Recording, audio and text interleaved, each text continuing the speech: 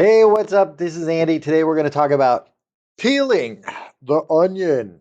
Um, Questions you can ask in advanced discovery so that you can get more information from your prospect. And what I think what we're really trying to accomplish here is tying the emotional and the logical reasons together, right? And making it real. So, what are we going to talk about today? Today, we're going to talk about peeling the onion. Did you say that? Yes, I did think you say that. All right, 5 key questions I think that can be the foundation. Some of this from people you know, little Mark Wayshak, little Grant Cardone, little Andy. We are mixing it all together, and I think that's how you make a great stew. So here we go. Remember again, we want to combine the logical and the emotional reasons that we're doing things. Give real examples, frame your questions around those real examples so that you can really make an impact on the individual and the person that you're talking to. So it's tell me more. Tell me more about that challenge. What's a recent example of that challenge? John, if you solve that issue, what would that mean in dollars to you? And could you tell me, like, is this something that's important to you now? Is this something you want to address now? And how does that affect you?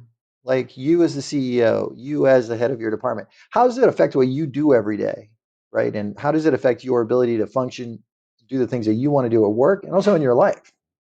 So frame those things in a way that makes some sense. Let's take a look at them more closely. Tell me more about that challenge. So here's some talk tracks. What's the biggest challenge you're facing in filling your job orders right now? Could you tell me more about that? Really good for staffing and recruiting, right? You want them to articulate to you in staffing or recruiting. Is it that they can't fill them fast enough? They can't find the candidates at all, right? Is it a sourcing problem? Is it a placement problem? Is it that they're competing against other companies? What's the biggest challenge you're facing with getting new clients and contracts right now? Like, could you tell me about that concern? Here's new business development. This is any industry, right? You're trying to figure out or put for them in their brains what's scary about not knowing what you're going to have next month in terms of revenue and new projects, right? So talk about getting new clients, show the pain there. John, when you don't have a new pipeline or new clients coming in, how does that affect the stability of your business? Can you tell me more about that? How do you forecast which is going to happen next month, next year? Again, not just talking about the pain, but talking about the time that it influences. And then you could add in, as a preface to your question, John, many of our prospects found that 80% of their revenue was coming from just a handful of clients or just a few clients. How diverse is your client base? John, how many of many of our prospects have told me that almost 80% of their business is coming just from a handful of clients or one or two big clients? How diverse is your client base? John, many of our prospects found that client revenue concentration was really a threat to their stability. Hey, if you lost like your, I don't know, top 3 clients, would that affect your business? So pacing on the questions is good, but making it real, right? Next is they're like, yeah, that would be a challenge. Cool. Hey, could you give me a recent example of that? Maybe you ask them, is sourcing a problem? Did you lose a job because of sales? Right? If you're selling to other industries, hey, you can't get your salespeople to close enough deals, right? Is closing a problem for you? Is prospecting a problem for you? Is following up, to borrow from Grant Cardone, is that a problem for you? And hey, could you give me what's a recent example of that? Oh, so in the staffing industry, maybe this client told them to freeze the hiring. So you might ask them, oh, so you recently had a client pause in hiring. What type of impact does that have on your business? Or maybe they're a contingency recruiter and they're only working on contingency jobs, right? And you say, hey, so you're competing, so you're doing it on contingency. I would imagine your clients probably are using other recruiters or recruiting internally too. So when you're competing against other recruiters or companies for position, it's kind of a first come, first serve. Hey, do you have a sense, John? How many orders did you lose because you couldn't fill them fast enough?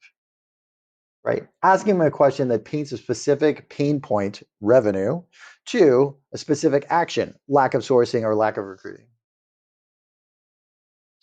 Outside of recruiting, right? Any industry, Oh, so you're working on a number of large projects right now and you're super busy. It sounds like it's awesome. Do you have new work or projects in the pipeline for next month or next quarter? Like, how predictable is your business revenue? Again, business owners, especially small business, right, they get focused on serving the immediate client needs. And you want to talk about what's in the future, right? What's in the future? How's that going to affect them? Great. If you solve that issue, what would that mean in terms of dollars, right? If you, and this is back to the same other question, how much is a new placement worth for you? Hey, what's the average project? Hey, what is the lifetime value of a client? And if you missed one, what would that be in terms of like dollar value? Very specific. So in losing that placement that costs you 25,000, if you lost one job a year, would that be 300,000? I think this is also good, citing, giving them, being the expert, right? You're being the consultant, you're being the expert. You're going to give them information that's very specific. I like this. I found this article that you guys could use.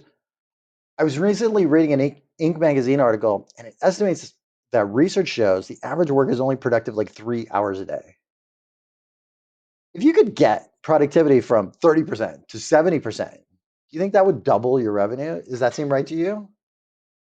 The point of asking this question is you're not suggesting that you can solve this productivity problem, but what you are suggesting is that you can take this thing, right, which might be sourcing, screening, very low level work, or if from a sales side, prospecting, research, right? The old, I'm doing research, right? Take that research, right, and put it into our business unit so that they can focus on the high touch. So when their people are only working 3 hours a day, right, which is the productive 3 hours a day, at least it's on high value, high touch resources. All the other stuff that has to happen, right? The Pareto distribution, the Pareto principle says all these other parts have to happen, but the high value is up here.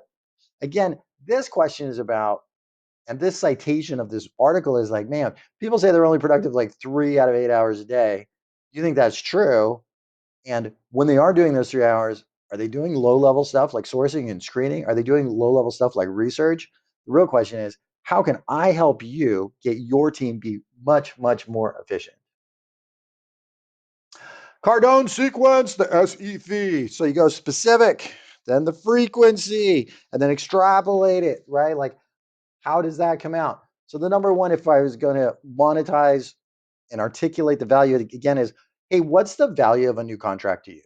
$1,000, $10,000, $25,000. Hey, how many do you think you're losing per month because of whatever reason? And then extrapolate that to 12 months. So if it's 10,000 per month, right? And I do it every month, that's 12 months, it's $120,000 loss that they're taking, right? Or revenue that they're missing, right? So specific examples. So what's one project worth to you? I think you said somewhere around 25,000.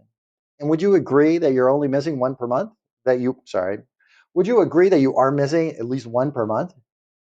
So is it fair to say, John, that you're talking about like $300,000 a year just because you're missing one project or one job or one placement a month? It's a lot of money. Timing is really important, right? It's just people are saying, I'm super busy at this, I can't think about it till next quarter. That's okay. We want to find out as salespeople, is it the right time? Right? You're not going to get anyone to marry you right now unless they're ready, right? They got to get out there and sow their oats. Or, right, you're not going to convince someone that they should buy a house today, right? If they're barely able to put food on the table, right? Timing's important. You got to make sure people are ready to make a decision. We as salespeople, we're not so much trying to trick people, not even trying to trick. We're not trying to trick. We're not trying to give them things they don't want. What we want is to find people who are ready and when they're ready, right? So timing is important. Some questions, get them to agree when they want to solve it, right? So when you're talking about their pain point, is this a problem right now? And do you want to solve it now? Maybe they're like, I don't have time to deal with this right now. I'm going on vacation for 2 months. I got this other issue, whatever it is. I got this program launching. It's okay. Just find out and get them to commit to when they want to solve it. Hey, this new business revenue problem, John, is that something you want to solve now? Or is that something you're aiming in the next month? Like, when do you want to focus on getting this new revenue solution started? When are you planning to address it? Get a time. If it's not urgent, then just figure out when you're going to follow up with them, right? They're like, hey, I'm so busy right now. I got so much money going on, blah, blah, blah. I don't even think about new sales right now. Or I just hired 2 new salespeople, right?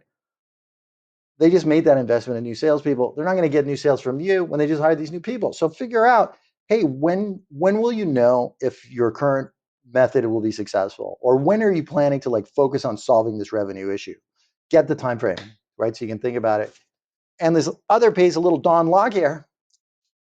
Obviously, John, I don't want to waste your time. If your sales is good right now and everything's humming, what would need to change in your business so that new business and new sales would be important to your business?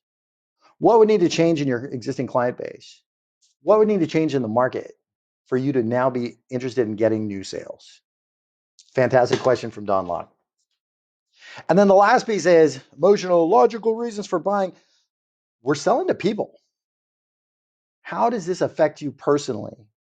Are you the, are you doing the most important things in your business right now for growth in the future?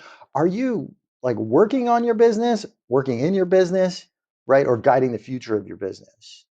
These are the kind of questions you want to ask when you want them to feel interested in solutions, right? When you're talking about solving their lower level tasks, the prospecting, the research, the sourcing, the screening, whatever it is, customer service, whatever it is, client support stuff.